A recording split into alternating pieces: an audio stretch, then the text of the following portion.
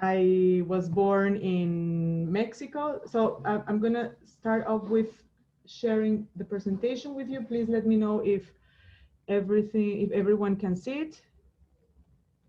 A ver. Ik heb hier. A ver, do you see the presentation there, guys? No. No. No. There? No.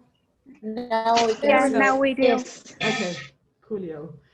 Alrighty, so like I said, my name is Zihomara Matar, and this presentation is not only about what I just said a couple of minutes ago, it's also about sharing with you. I'm a person who's had the privilege of traveling a lot.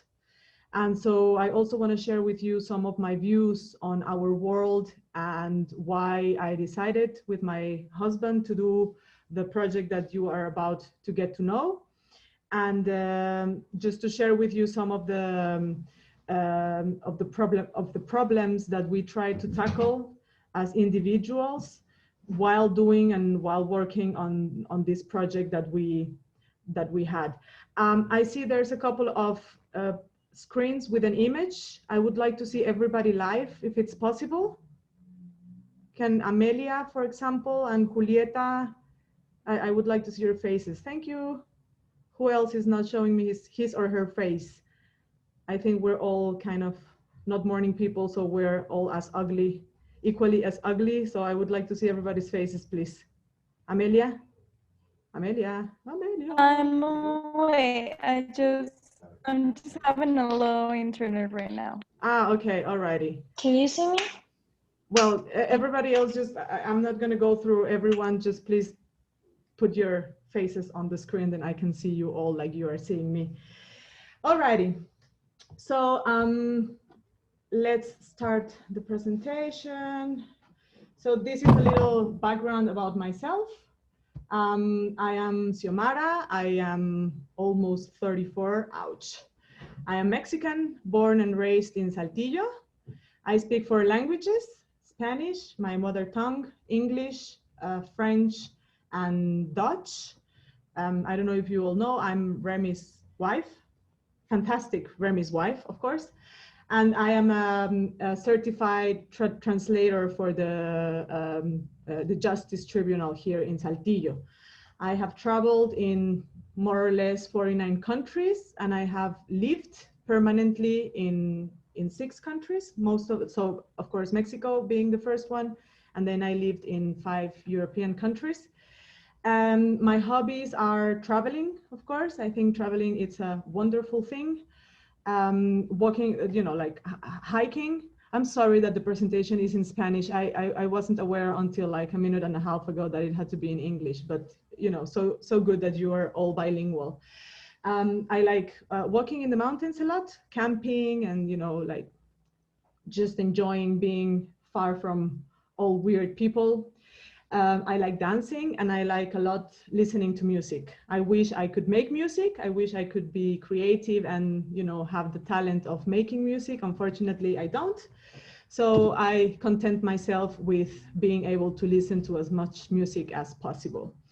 I am an international business manager, despite all my piercings and, you know, like you don't see my clothes, but I never like to dress up very much or wear makeup. But that doesn't mean that I'm not a very successful international business manager. And I have 2 master's degrees, one in languages and cultures, and another one in urban development.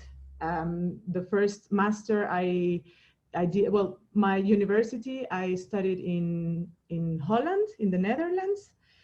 My first master, I studied it in Luxembourg. And my second master, I studied in France. I see some of your eyes going elsewhere than my face. So I would like to ask you to please look at my face. Just the same way that I am giving you this time of my life, I would like you to do the same way to give me this time of your life as well. I promise it's going to be an entertaining presentation. And if it's not, well, it's only 40 minutes, 30 minutes now almost. Alrighty.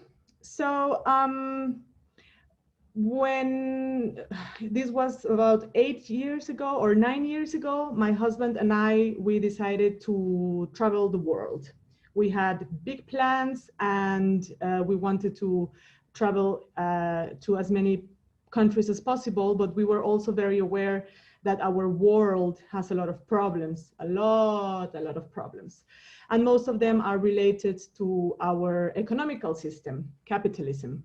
Capitalism is not bad, you know, but it can have very, very bad deviance and very bad ramifications. And I think this is where we as civil society can make a difference with, you know, involving ourselves in the realities of others, especially because we are very blessed people. No, we are very privileged. We have the means, we have the way. So I think it's important for us to get involved and try to change a little bit of whatever is in our hands. And so for this matter, let me check here. My husband and I, we started a little ambulant project, which we called Project Ziremundo. We struggled a lot with the name. C for Zihomara, Re for Remy, Mundo for the world. So it was very, very hard to come up with this name. And so basically what we did in this project was travel and become volunteers for non-governmental organizations, and, you know, work with whatever their objectives were in terms of having an environmental impact, having a social impact, or, you know, having a educational impact in a certain community. And so back at the time, we were very poor. I mean, we're still kind of poorish, but back in the day, we were very, very, very poor.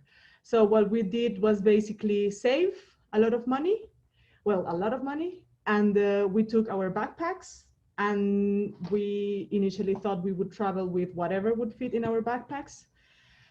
And then as we were traveling, we decided that the most convenient and a cheaper way to do the trip was buying a vehicle. At that time, we didn't know it was going to be a fantastic Volkswagen model 89, but it ended up being so. So we bought a van, and we, as you see in the bottom picture, we made like a little structure, wooden structure, and that structure served us for keeping all our stuff, food, clothes, camping equipment, and everything that we needed to travel. And on the top of the structure, together with the motor structure, we put a mattress. And so basically this van became our home for 2 years and 3 months, which is the time that lasted our little project. So the objectives of this trip was, you know, like I said before, to get involved in projects of sustainability and preservation of the planet. I am a person who believes strongly and firmly believes that if we don't have a planet, there is no capitalism, there is no communism, there is no music, there is no food. So basically, it's just pretty logic to me that it's important to take care of our planet. Otherwise, we're going to be left with absolutely nothing. Like I said, the objective was to get involved with NGOs. And as we traveled, you know, every country has the same problems, but some countries and some regions have some other specific problems. So what we tried to do was get to know every country and, you know, try to get involved into tackling a specific problem of that country and or a specific reason, and you will see what came after. So that's a fantastic combi. This is our trip. So like you see in the peninsula of Mexico, we flew to Cancun, and then from Cancun, we flew to Monterrey. And then in Monterrey, we bought the combi. And the green line is the descending. So the route that we followed to all the way to Ushuaia, which is the Patagonia, the most southern point in the planet, in the continent. And the red line that you see was the coming up. So it was a beautiful, beautiful, beautiful trip. And I just gonna share with you very quickly some of the things that we did and how we did it. The how is, like I said, we basically spared, we had, how do you say spare? We had savings, we saved a lot of money, you know, whatever a lot means. And as we were traveling and as we were getting involved with NGOs, we asked for the NGOs for support, you know, like whatever they could give us. We were aware that most NGOs, they don't get a lot of money. So, but, you know, we were willing to work in exchange for food or accommodation, or, you know, some of the NGOs, they gave us some economical support. So that was pretty cool because it helped us extend and prolong the time of our trip. We had donations, like you see we often had like a little note hanging from the window of our van, asking, you know, people who would read it to give some money. And in many occasions when we arrived to the van, we saw that there was like a little 20 pesos bill, you know, depending on the country, or like a dollar bill or whatever, that people would just pretty much stuck in our van so that we could continue our project. And of course, we met a lot of people on the way, very people buena onda. And so this also, you know, helped us to be able to carry on with this. Some of the NGOs that we got involved with were NGOs who were interested in protecting biodiversity, organic agriculture, promotion and use of renewable energies, recovery and water conservation, waste management and recycling, food safety, social justice, and environmental and social education. I don't say, biodiversity. And so some of the projects that we got involved in was, for example, here in Mexico. Have you guys been or heard of a place in the peninsula which is called Holbox? Yes, I've been there. Yes. Yes, It's okay, pretty some cool. yes, yeah, it's very nice. It's a very, very nice place. Now it's very endangered because of the hotel industry, but it's indeed, and it's definitely a very, very beautiful place. So here in Holbox, we lived there for about 2.5 or 3 months, and we got involved with an NGO which was tackling a very, very hard problem of consumption and killing of marine turtles. So basically, we had to monitor a whole strand of the beach to be able to recognize turtle nests if they were in danger. We had to, move the eggs from one point to another one very carefully so that, we could ensure that the eggs would hatch and that the turtles might have a higher survival possibility. We did about everything. We took samples of turtles. We had to count nests that had been eaten by raccoons, because raccoons are predators in the island. We had to, take GPS coordinates. We had to protect whenever there were turtles that were hatching. We had to protect them from raccoons or from any other predator that might eat them, or if they were not following the right path, turn them around and say oh, little turtle, the sea is the other way. And then we would try to save them. The survival rate, every nest of turtles, of turtle eggs has about 45 to 60 eggs. And there's a very, very little percentage of eggs and turtles that make it to the sea, because, once they are in the sea, they're so tiny that they get eaten by rays or by other bigger fishes, or they just die. And so we try to put our little sand of grain, like we say in Spanish, to contribute to this project. This was a very nice project. We lived in the beach. I remember that I didn't wear shoes for ages and ages and ages, and it was just so very beautiful to, all the people in the island knew each other, and it was a very nice experience.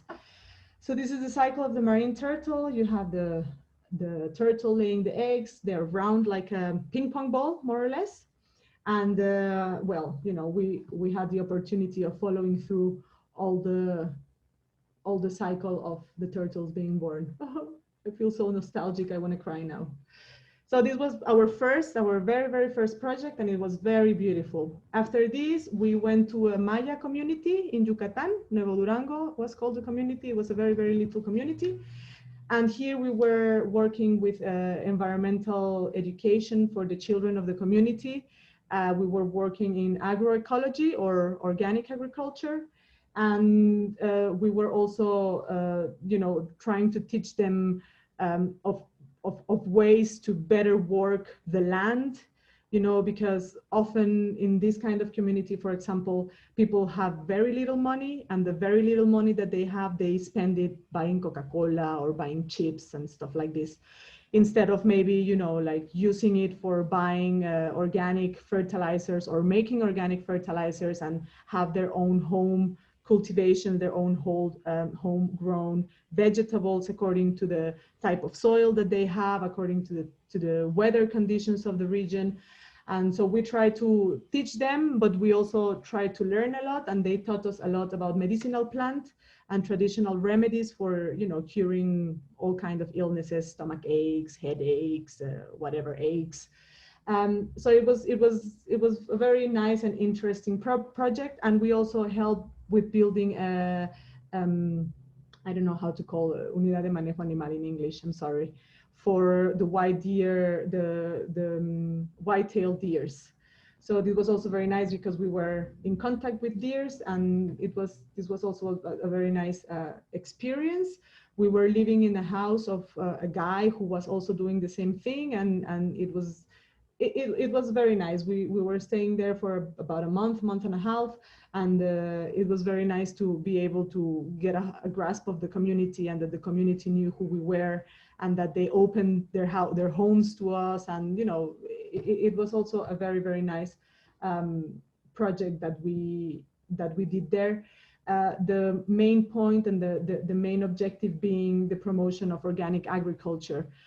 All these people, they did agriculture for a living. So basically our objective was to teach them all the advantages of, you know, why it's better to use natural fertilizers, natural pesticides, natural insecticides, and, you know, how to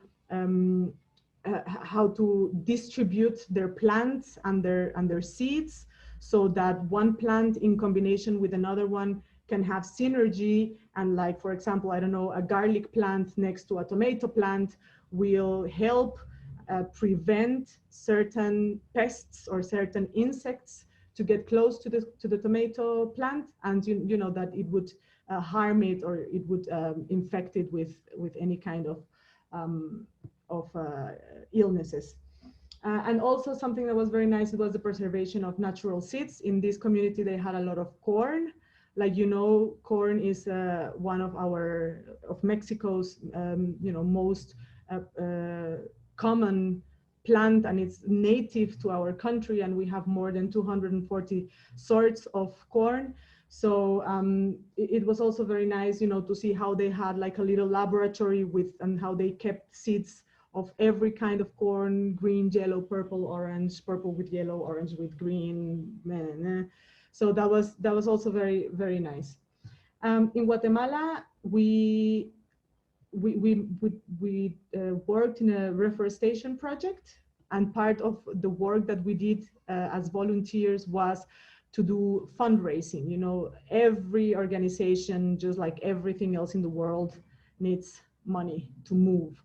So, you know, these people, they're poor people, most of them, which is surprising because, you know, us educated people should be the ones who take initiative. But it was very impressive to see that most of the people who were running projects were, you know, poor, uneducated people. And so what we did was, you know, to organize fundraising, and, you know, they had hundreds and hundreds of acres of apple trees. So we made apple compote to sell, and to get some money, to buy some seeds, to buy some more material, to be able to do reforestation, and, you know, to follow the whole process. We worked in greenhouses. We had to clean the grass. We had to plant the seeds. We have to build the seedlings. It was and of course we lived with the family, so we also had to help milk the cows, for example, and help in the kitchen and help the grandmother whenever she needed something. And so it was also very nice. So and why reforestation? I think reforestation is one of the most beautiful things we can do for our planet. It provides us clean oxygen. It guarantees a good holding of water. I don't know if you've noticed a couple of weeks ago when there was a heavy storm in Saltillo, everybody was going crazy because there was so much water everywhere, and you know, people's homes were like rivers running inside of their homes. Okay, it sucks, you know, it's bad, but it's our fault, you know, like we have cut down all the trees, and the water, it just doesn't have anywhere to be contained. There are no trees, there is no grass, there is no earth, there is no soil. So of course the water just runs, and what happens? We get flood. So I think reforestation it's really a beautiful activity to do. I think it's very you know, like, I don't know what the word would be in English, but you know, I think it's noble. That's the word. It's a very noble thing to do, not only for us, but also for the generations to come. There's a saying that says the best moment to plant a tree was 40 years ago. The second best moment is now. So I know that in the tech, you have some like days where you go to the mountains and you do some reforestation. So I, you know, motivate you to keep doing that because it's very beautiful. So I don't know, do you guys know who this woman on the top right of the picture is? Anyone knows? She's an activist for Nahuatl communities. I don't really remember. Yeah, anybody knows her name? Not all at once. So she is Rigoberta Menchú. She was the Peace Nobel Prize winner, like in 1994. She did a lot of fighting when there were some killings in Guatemala. She did a lot of fighting against the military for all these for the dictatorship atrocities to stop. And we had the opportunity of meeting her in one of the communities when she was running for president in Guatemala. And so if you see here in the bottom picture, this is an example of what happens when, you know, when you take away trees and there's a lot of water, you simply have water landslides. Here we don't have landslides, we have water slides because there's no land. But yeah, well, in Guatemala, there is a very big problem of landsliding because the country is pretty much deforested and there's no many trees left in the country. So that's why we decided in Guatemala to tackle this problem, Adan, about, thank you, about deforestation. The next project was in Nicaragua. This was also a very nice project by the beach. Woo! And in Nicaragua, we did some environmental education for kids. So we were working with an NGO who was run by a German woman. And we did all kinds of things with the kids. We taught them about the mangroves, los manglares, mangroves. We taught them about recycling. We built a house with plastic bottles. We cleaned the beach. We spoke to them about the importance of eating well. We had like this little house where we could do pretty much anything we wanted. And so it was very nice to be there, you know, waking up with the sunrise in front of you. And it was all very, you know, very fantastic. This is, of course, why we chose education in Nicaragua is because education is, to me, one of the bases for everything. If we know things, if we are aware of things, we're going to, you know, think about them and we're going to try to find solutions for them. But ignorance, it's a very powerful weapon, and ignorance is the desire of our governance, to say it in a way, because, you know, if people don't think, you know, they're just gonna stay quiet and we're going to be content with what we have, and we're going to not going to make any trouble about anything. So, you know, sometimes it's just best to know a little bit more. And this is why we also worked in educating children in different ways so that they could open their eyes and, you know, see different things, see different people coming from different countries and doing these kind of things.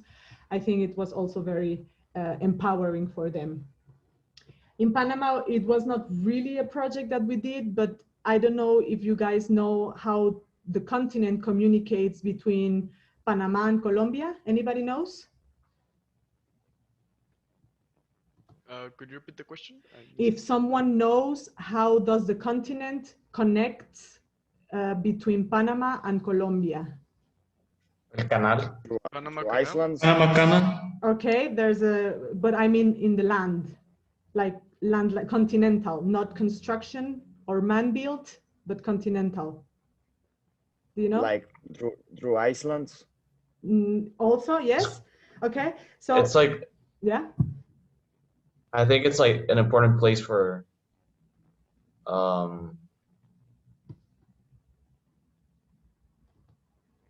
Yes.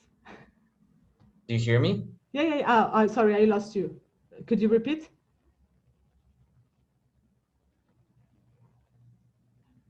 Hello. Yeah, a lot of like cruises and products are imported through Panama, right? Yeah, through the Panama Canal. Yes, but El Canal de Panama. yeah. Yeah. So, but basically, what I want, my question is, between Panama and Colombia, there is something called the Darien Gap, and the Darien Gap. So it's basically, you know, that tiny little stripe that you see that holds on North America from South America, you know, keeping us together, but not together, because in this Darien Strait, it's so lushy and jungle is so abundant and it's muddy that there is no road. So basically we couldn't drive through the path you know, we couldn't drive through this strait anymore. So what we had to do is we had to ship the van in a container, in a big boat through indeed the Panama Canal. And we had to travel in a sailboat, which was very beautiful experience. You know, not only because we got to see, whoever said there are 365 islands that are scattered around this area between Panama and Colombia, very beautiful. There is native people called the Cunayala living in these islands. And so it was beautiful because it was, you know, islands and very paradisiac and everything was beautiful. But it was also very nice because we traveled with a complete natural energy, which is the wind. And it was really very nice to be able to do this. Once we arrived to Colombia, we worked for a very long time, for about 3 months with an NGO. And with this NGO, we really did about everything. We did conservation, we did education, we did reforestation, we did all kinds of things. We traveled 8 hours through a very far away village on a horse. That was the first time that I ever rode a horse. And after I got down from the horse 8 hours later, I just wanted to die. Every part of my body was sour, everything hurted. But it was also a very nice experience to work there.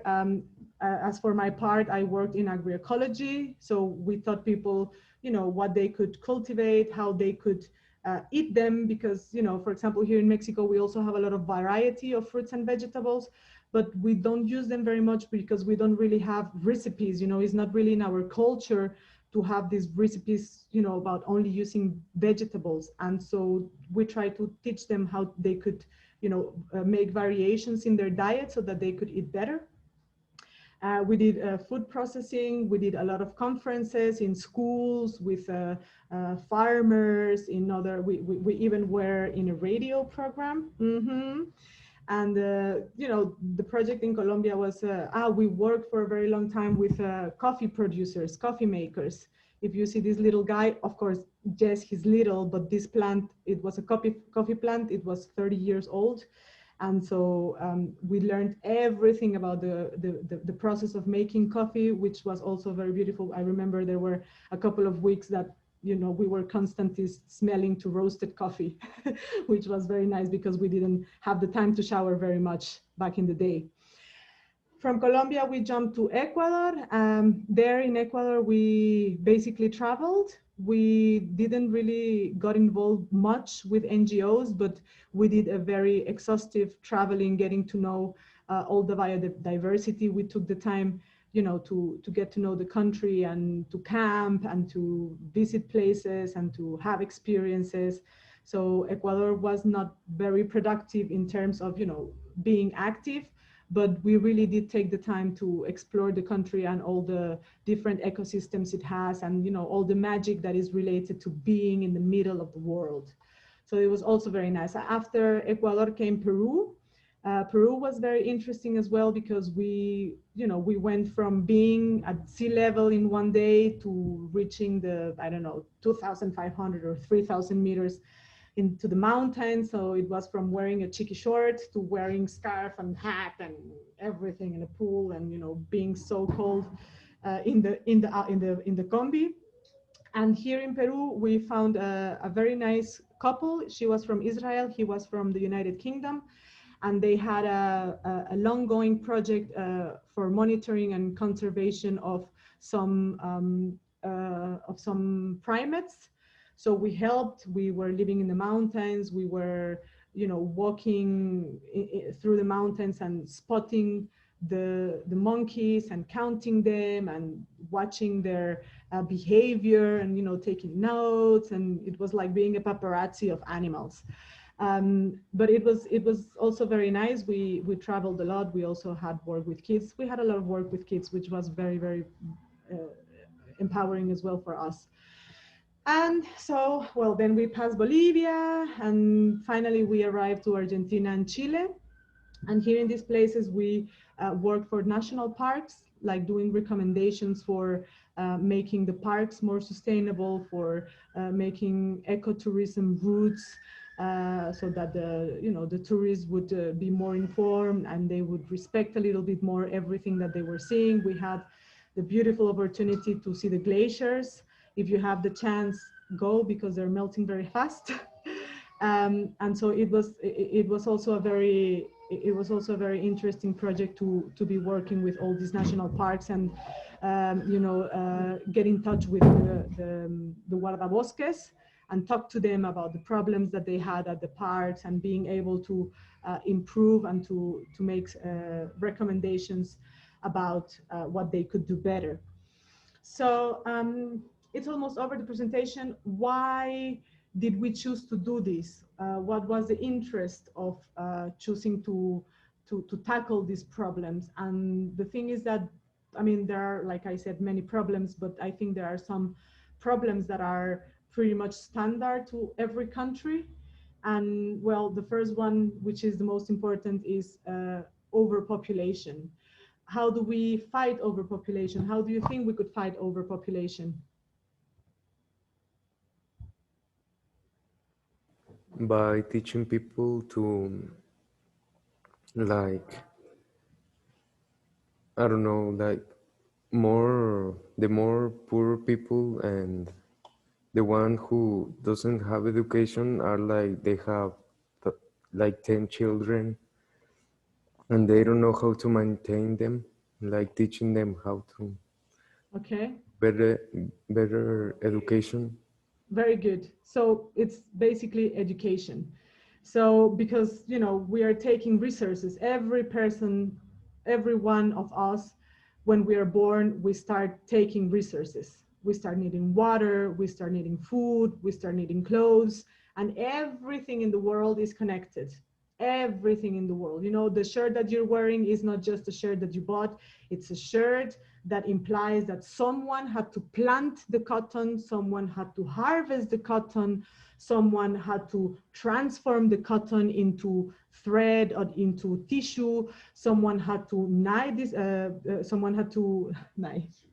someone had to sew this shirt that you're wearing, someone had to transport it, someone had to sell it, when you start tracing things. There are very interesting documentaries about this. When you start tracing things, it's not just, oh, I'm going to buy a computer. There is a whole story of people's lives and, you know, situations, and, you know, there's a whole story about everything that we have and everything that we wear.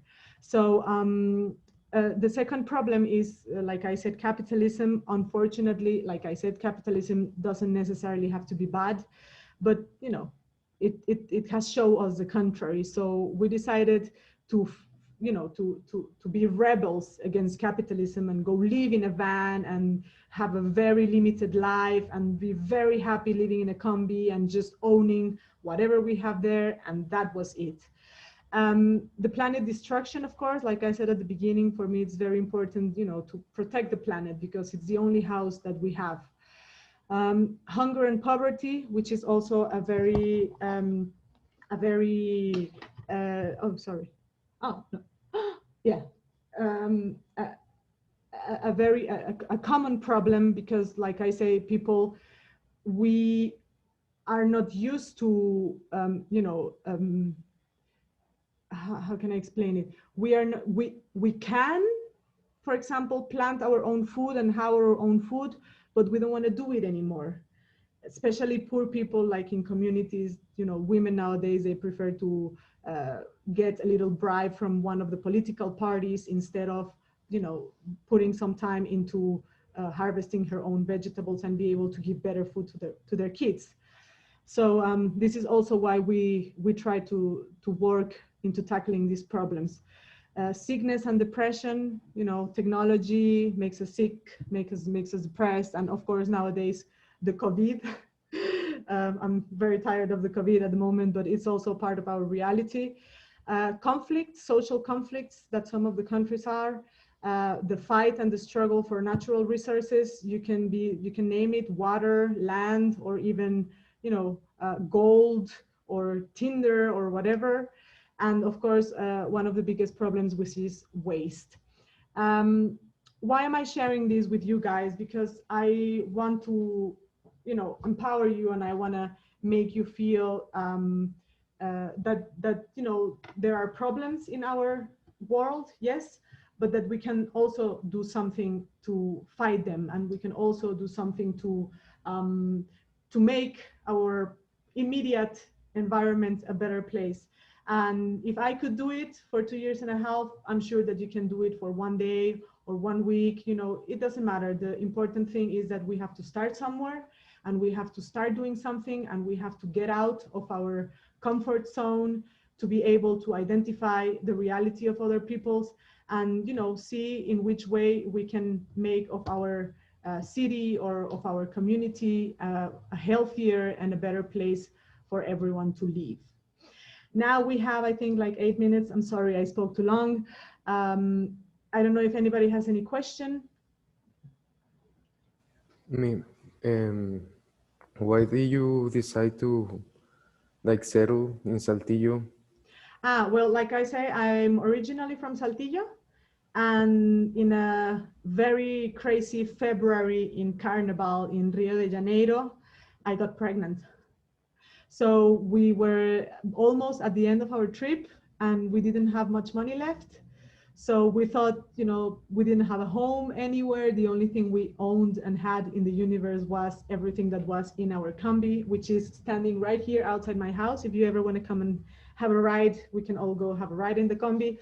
And so basically we thought we would come back to Saltillo, just, you know, to settle for a while and get a hold on what being a father or a mother meant.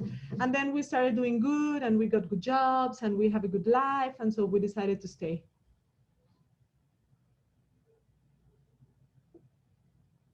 Any other questions? Me, how did you decided like you wanted to like go on a journey and explore and help? Like, what took you to that decision? Well, like I said, first of all, we love traveling. Like even before we did that, you know, traveling with a motive, we already traveled. You know, we would hitchhike from Belgium to Croatia, and, you know, it would take us a week, and we would camp anywhere. But the reason why we decided to do this is because we felt, number one, that we could, you know, if we would organize ourselves properly and our finances, we could find a way to finance this dream. And, you know, second, we made it a part of our life philosophy and our life objective, you know, something what we wanted to do. And so, you know, considering all these problems that I mentioned in my previous slide, we said, okay, so these are the problems, we can be part of the solution, let's just do it. And so that's why we decided to start this trip. Me, Yes. what was the hardest part of this project for you? Getting robbed twice in Peru. There wasn't really, I can't really think of a point that I said like, shoot, I want to go back, you know, except for that, the thing is that we entered Peru and, you know, we stopped in the border to go have lunch at a market. So we parked our van, we went to the market, it took us half hour. And when we came back, they had already broken into the van. They took the papers, you know, they took the computer, they took everything that they found. They just took it and they used our own backpack, you know, to put the stuff in. I was very angry. And then this was like 15 minutes after we came into Peru. And then the day after, we stopped in another village and then they robbed us again. And I was like, what? You know, why are they doing this? And so we made a little note and we said, like, we've been already stolen twice, please don't break into our van anymore. They even took the dirty laundry. It was really like, oh, come on. And, you know, a lot of people, they've already warned us like, oh, in Peru, you have to be careful. In Peru, they steal a lot. So I think this was the hardest moment. But other than that, I cannot really think of a negative experience. Someone else? And which one was your favorite country? I liked Ecuador a lot. I think Ecuador was a very, very unique experience. The country is very beautiful. They have also, well, back in the time it was Correa, Rafael Correa was the president. And he, you know, he had very big plans and he did very good. For example, in terms of environmental protection, he had a lot of very good ideas.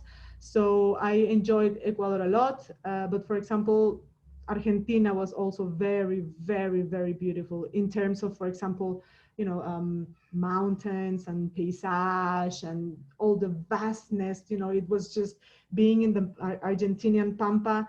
You are just so far away from everything. You just feel so isolated, and it's a very interesting feeling when you feel like this, you know, that if something happens to you, you have to drive at least 10 hours before you find another soul.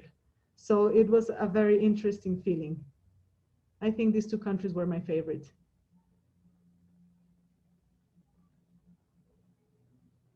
Any other question? No? Okay. Well, once again, guys, really, sometimes we think that an individual doesn't matter. Are you aware of this very powerful image about the, what's it called? The tank man, about the tank man. Anybody knows this image? The one that's stopping the tank. Yes. No, have a look at this image.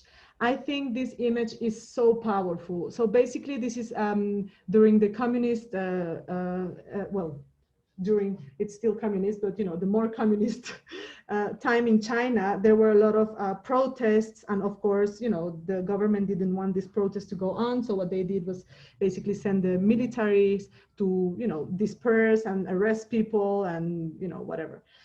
And so there's this image about this guy holding a supermarket plastic bag, and he's so tiny, you know, he's Chinese, he's like very little. I mean, tiny because I'm like 1.78 meters. Everybody's tiny by my standards. But you know, like you have this Chinese cute little guy with his supermarket plastic bag, and then he just stops in front of a massive war tank, like, you know, massive war tank, and he just stops in front of it. And then the tank starts moving and the guy starts moving, you know, to prevent the tank from passing. And eventually the tank didn't pass. And this became, I mean, at least in the history of photography, it became such a powerful image because, you know, how can you stop the actions from one person becoming an inspiration to millions? And this image, to me, it's exactly that. You know, you have one guy standing in front of a massive tank, and it's just like an analogy of one person standing up against the system and saying, I'm not going with it. You know, I'm not going to get in the train. I'm going to fight you. And in the way, I might inspire someone or not, but I'm just going to do it anyway, because you never know who is watching, and you never know who is going to be there to take you as an example and to, you know, follow your steps and to do something to change things. So I motivate you guys to do this, you know, to choose one thing, you know, something that passionates you, music, art, whatever it is. Just, you know, decide to stay away from social media, from your TikToking or whatever it is that you guys use nowadays. Just 1 hour a day, and, you know, use that hour to plan something, you know, to make something out of your lives, and to say, today I'm going to do something different, and try doing it. And you will see, I think what I bring back from this trip is just the satisfaction of having done it, and the satisfaction of having people seeing me and say, oh, look, it's possible to live with like $5 a day. We don't need more, you know? So do it. Just do it. And if there are no more questions, this was it. I thank you for your time. I hope my presentation didn't bore you very much. And I think somewhere there is my contact. If you have any question, or if you want any advice for starting your own ambulant project, please feel free to send me a little email, and I will gladly answer it. Thank you. Thanks. So Thank Thank you. you. It thank was you for very your time, interesting. guys. Have a good weekend. Thank you. Thank You you. too. Too. Bye, bye, bye, bye, bye. Thank you very much. Muy bien, Marcos.